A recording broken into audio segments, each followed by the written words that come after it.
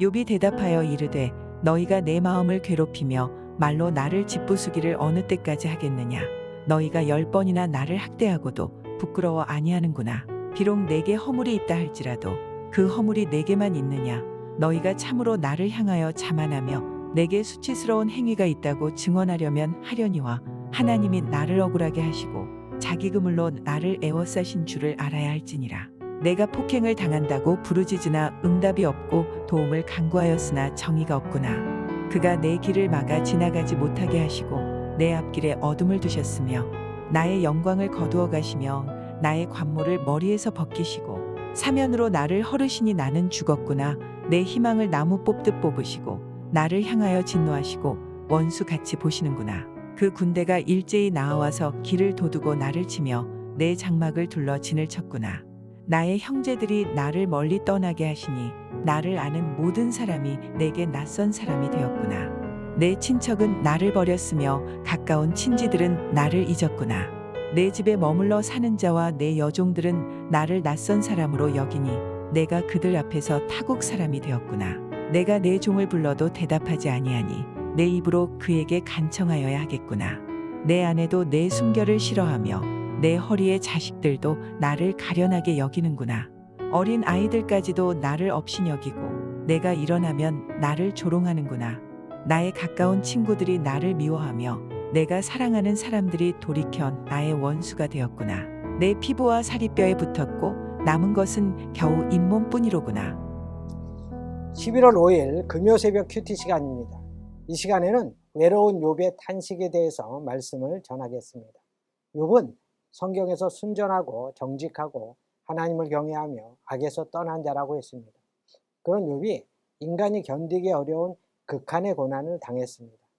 재산 다 잃고 10남매도 하루아침에 다 잃고 몸은 정수리부터 발끝까지 종기가 나서 다 굶어 터진 최악의 상황에 이르렀습니다. 왜 경건한 욥이 이런 고난을 겪어야 합니까? 당시 욥이 살던 시대에는 인과응보 사상이 지배하던 때였습니다.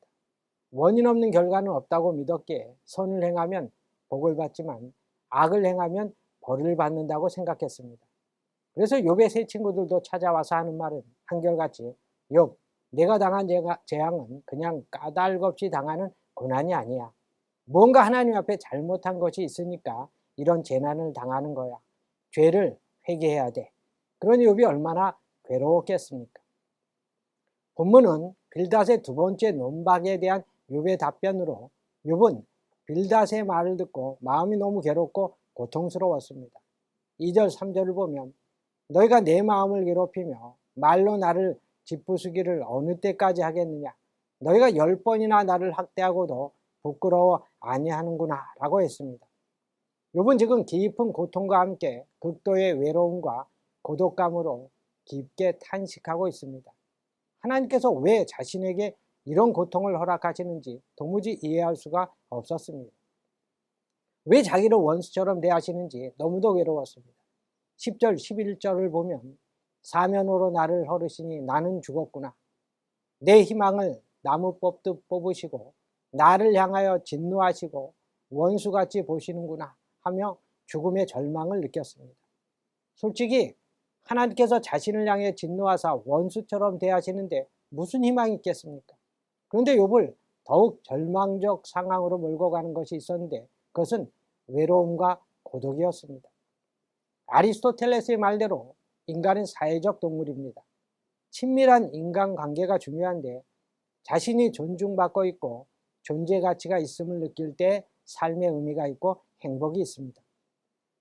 더욱이 욥은 지금 최악의 상황에 놓여 있습니다. 우리가 감기 몸살만 걸려도 아픈데 20절에 보면 욥은 피부와 살이 뼈에 붙었을 정도로 숨만 쉴 뿐이지 거의 죽은 목숨이었습니다. 육신적으로 극한의 고통을 겪고 있는데 사람들이 위로는커녕 친구들도 내가 죄를 지었으니까 이런 고통을 받는 것이라고 말을 하면서 비난을 했습니다.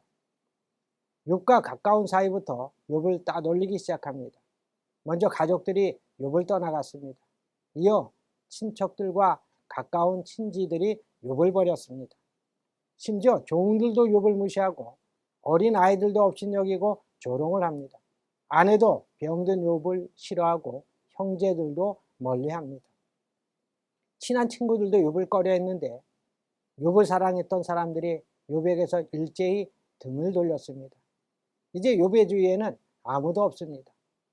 홀로 떨어져 있는 정말로 왕따 같은 존재, 병풍 같은 존재가 되었습니다. 이 세상에 나 혼자라는 생각이 들 정도로 누구 하나 욥을 생각해 주는 사람이었고 사방으로부터 우겨쌈을 당하고 있을 뿐입니다. 그런데 이런 일이 욥에게만 있는 것이 아닙니다. 정도의 차이일 뿐 오늘 사는 우리에게도 이런 외로움과 고독을 느낄 때가 있습니다. 우리 성도들에게도 영혼의 어두운 시간이 찾아올 때가 있는 것입니다. 그동안 사랑으로 보살펴 주셨던 하나님의 손길이 느껴지지 않고 고통스러운 상황도 해결되지 않습니다.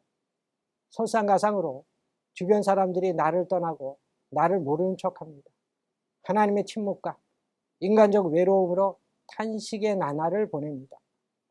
그러나 그럴 때라도 우리가 잊지 말아야 할 것은 하나님께서는 그 자녀들을 절대로 떠나시거나 잊으신 게 아니란 사실입니다. 오히려 고난과 외로움을 경험하는 그 시간이 우리의 믿음을 정금처럼 연단하는 소중하고 복된 시간이라는 것입니다. 우리가 어둠 속에서 힘들고 외로워할 때 하나님께서 나와 가장 가까이 계시다는 것을 기억하셔서 우리 모두 믿음으로 이겨나가시는 성도님들이 되시기를 바랍니다. 기도하겠습니다.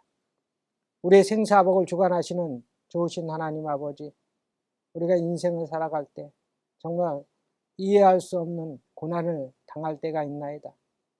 또 외로움과 고독으로 힘들어할 때가 있습니다. 그럴 때라도 하나님 우리가 낙심하지 아니하고 합력하여 선을 이루시는 하나님을 바라보면서 믿음으로 이겨나갈 수 있도록 하나님 도와 주시옵소서. 오늘 하루도 위를 바라보며 주님을 기쁘시게 해드리는 복된 성도들이 다 되게 하여 주시옵소서. 모든 말씀 예수님의 이름으로 기도드리옵나이다. 아멘.